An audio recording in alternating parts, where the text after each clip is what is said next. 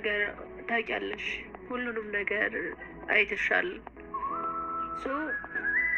ከዚህ ውጭ አንቺንም ማድከም አልፈልግም፣ ሌሎችም የሚያግዙኝን ሰዎችን ማድከም አልፈልግም።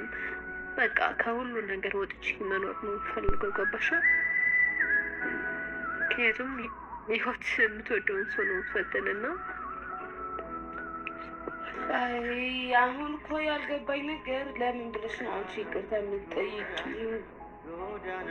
ለምን አንቺ ምን ስላደረግሻት ነው ያደረኳት? የበደልኳት መበደል ከሆነ ራሱ እኮ እኔ ይቅርታ መጠየቅ ያለብኝ እሷ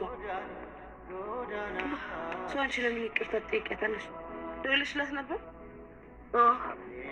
መቼ? ዛሬ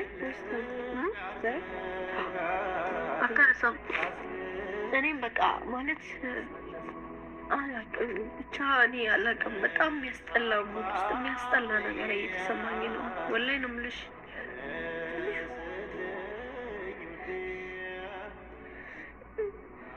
ወደ ቤት እንሂድ።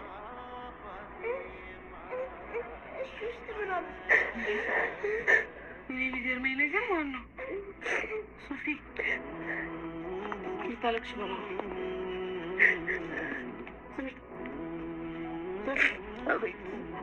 እሺ በቃ